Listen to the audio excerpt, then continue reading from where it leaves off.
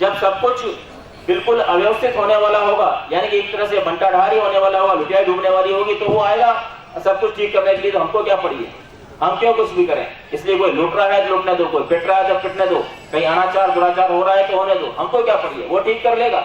लेकिन बंधुओं, यहाँ मैं एक बात को ध्यान दिलाना चाहूँ, वो ठीक नहीं करेगा, वो ठीक आपको ही करना है। वो तो निराकार है, वो स्वयं कैसे आएगा? वो निमित्त तो आपको बनाएगा, आपके माध्यम से तो कार्य करेगा। इसलिए वो करने के लिए हमको ही स्वयं उठना है। और एक बात और कही गई, क्योंकि समय की सीमा है, मैं अपनी 1 मिनट में बात समाप्त करूंगा। एक बात और कही गई वहां, कर्मण्यवादी का रास्ते मां फलेषु कदाचन, यानी कि आप कर्म करें, फल की चिंता ना करें, फल तो ईश्वर देगा। अब लोगों ने क्या सोचा, जब ईश्वर को फल देना है तो हम कर्म भी क्यों करें? लेकिन यहाँ ये कर्म के साथ फल की जाति, आप कर्म करेंगे तो ही फल मिलेगा, और कर्म की व्यवस्था है। और यदि कर्मानुसार फल प्राप्त नहीं हो रहा, इसका मतलब उस नरक के न्यायिक में कोई विकृति आ गई, कोई विकार आ गया। नहीं, स्वाभाविक रूप से तो आपके जैसे कर्म होंगे वैसा ही फल होगा। सत्कर्म होंगे तो आपको सत्फल मिलेगा, आपके दुष्कर्म होंगे तो आपको दुष्फल मिलेगा। तो कुल मिला के मैं संक्षेप में यही कहना चाहूंगा कि जो चीजें, जो संदेश उन्होंने अपने प्रवचनों के दौरान दिए हैं, हम उनको ग्रहण करें और उस मनुष्यता को, उस मानवता को हम धारण करें, क्योंकि मनुष्य जीवन एक श्रेष्ठ जीवन माना गया। सभी प्राणियों में सर्वश्रेष्ठ प्राणी मनुष्य को माना गया है। इसलिए उस श्रेष्ठता का हम पालन करें, उस श्रेष्ठता को हम धारण करें और उसी श्रेष्ठता का हम आचरण में निर्वहन करें। इन्हीं शब्दों के साथ मैं अपनी वाणी को ही विराम देता हूँ। आप सबने यहाँ बुलाया, मेरा सम्मान किया, आपको धन्यवाद। जल्दी आए, 2 मिनट में अपनी गीति का पूरी करें। नाम मंगलकारी है, भारत ज्योति तुलसी गुरु।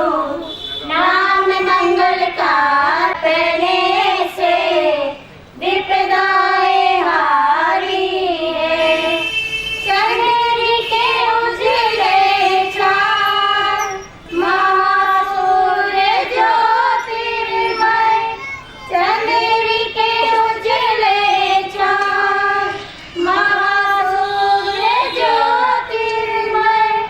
ओम तुलसी जय तुलसी, मंत्र महिमाकारी है। अमृत की जपने से विपदाएं हारी है। मन से जो गाता है, दिल में बिठाता है। मन से जो गाता है, दिल में बिठाता है। जन जन के ये स्वर, तुलसी कृष्ण मुरारी है। आओ निशि जपने से विपदाएं हारी है। सपनों में नित्य आते, नैनों में बस जाते। सपनों में नित्य आते, नैनों में बस जाते।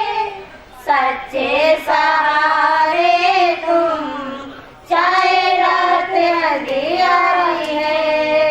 आओ निशि जपने से विपदाएं हारी है। तुलसी है धड़कन में और हर फुलकन में। तुलसी है धड़कन में और हर फुलकन में। तेरे अवदानों से खिलती ये क्यारी है। आओ निशि जपने से विपदाएं हारी है। यादों के साए में, कानों में गूंजे स्वर। यादों के साए में, कानों में गूंजे स्वर। चांद तारों में जगने सूरत निहारी है।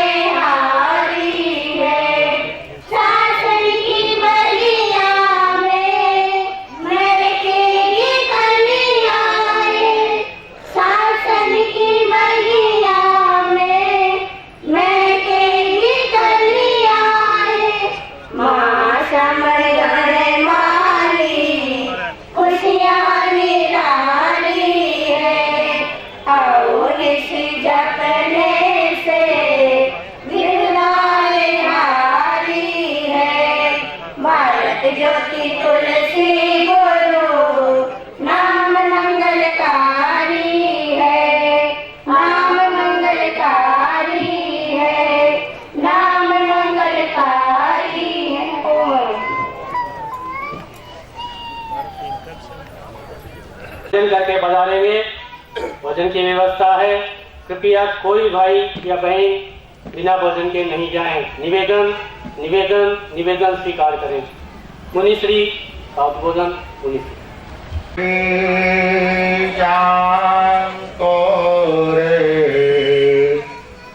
जनना रागा द्राक्षै मुपागतायस्य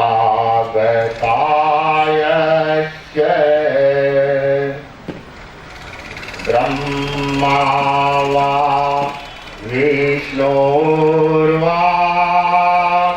हरो जिनो वा नमस्तस्मै हरो जिनो वा नमस्तस्मै।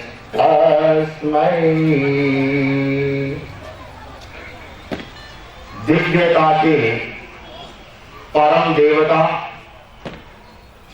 मेरे दीक्षा गुरु परम श्रद्धेय आचार्य श्री तुलसी के चरणों में सादर सहभक्ति वंदना। जैन समाज जैनेतर समाज सवाई माधोपुर के पूरा समाज जन्म लेता है, वह दिव्यता में जीता है, दिव्यता का सपना देखता है। आचार्य तुलसी एक दिव्य पुरुष थे जिन्होंने संघ समाज देश और मानवता को दिव्यता में संदेशों से अपना आलोक दिया। आज मैं अपने गुरुदेव का जन्मदिन किस तरह से कहां से बोलूं, कहां से शुरुआत करूं, मेरे मन की उस उलझन में उलझा हुआ है। उस दिव्य देवता के अनंत की गिनती मैं नहीं कर पा रहा हूं। कैसे मापूं उसके विराट अमात्य व्यक्तित्व और कर्तृत्व को। मेरे पास में ऐसा कोई पैमाना भी नहीं है। उस असीम समुद्र की लहरों का कोई और है न कोई छोर है। हर ओर मैं आकाश की ओर देखूं तो एक से एक निहारिकाएं हैं। निहारिकाओं का कोई अंत भी नहीं है कि मैं देखूं, किस कल्पना करूं। उस दिव्य पुरुष ने एक स्वप्नमय जीवन जिया, स्वप्नमय उनका अवतरण हुआ। मैं सोचता हूं क्यों न मैं अपने बिंदु है, आज उनका जन्मदिन है, तो क्यों ना अवतरण से ही शुरू किया जाए। क्यों उन्होंने जो जन्म लिया, उनका जन्म भी अपने आप में एक दिव्यता का संदेश लेकर के आया था।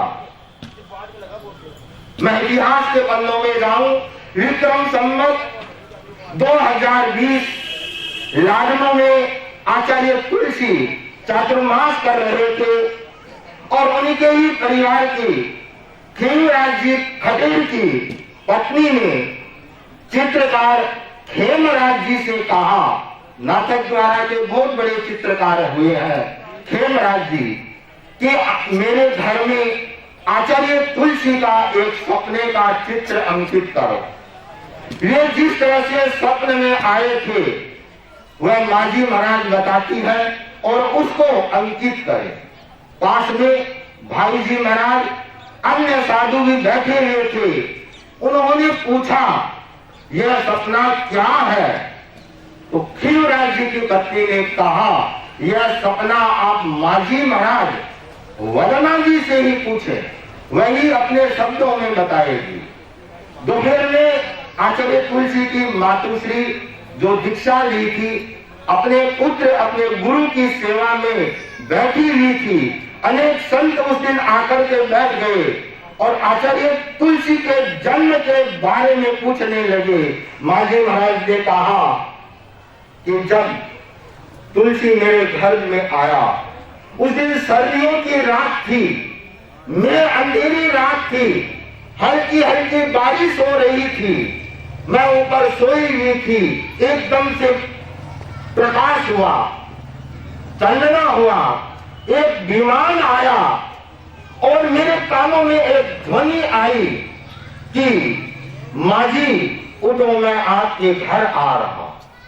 मेरी आंख खुली और वह दिव्य प्रकाश वहां से जैसे जा रहा है ऐसे मेरे को लगा। मैं स्वयं दंग रह गई, मेरा मन नहीं माना। मैंने लालटेन की बत्ती को तेज की, अपनी छत के ऊपर गई, वहां जाके देखा सचमुच में मेरी छत के ऊपर छोटे छोटे 2 कुमकुम के पगलिए मंडे हुए। भाई जी महाराज ने बीच में पूछा कि माँ जी आपने फिर क्या किया? कि क्या क्या किया? मैं नीचे गई और एक पट्टा लेकर के आई, उसके ऊपर एक दिया जलाया और वहां पर तिलक किया, कुमकुम चावल आदि मैंने चढ़ाए। संतों ने पूछा वह दीपक और वह पट्टा कहाँ है? और पूछने वाले, इतनी खोज करने वाले हमारे सागरमल जी स्वामी श्रमण थे। तुम्हारी महाराज ने कहा मैंने दीक्षा ली, तब तक वह पट्टा और दीवा घर में इस स्थान पर सुरक्षित था। अब वह है या नहीं है मुझे मालूम नहीं। उन्हीं दिनों में मैं सपने की बात कर रहा हूँ। संक्षिप्त में आचार्य तुलसी के बड़े भ्राता सेवा भाई चंपालाल जी स्वामी ने एक स्वप्न देखा और उन्होंने देखा स्वप्ने में कि उनकी एक आंख है वह ऊपर चढ़ गई। उन्हें देखने लगी ये कैसे क्या हुआ। और इतने में बाल मुनि तुलसी आते हैं और उन्हें कहते हैं कि आप क्या खोज रहे हैं? आपकी आंख तो मैं हूं, मैं आपकी आंख हूं। मैं आपको एक और घटना सुनाऊं। उन्हीं वर्षों में सरदार सर के श्रीचंद जी गढ़ैया, जो उनके पुत्र निधि चंद जी ने स्वप्न में कहा, और वे देवलोक में थे और अपने पुत्र से संवाद करते थे।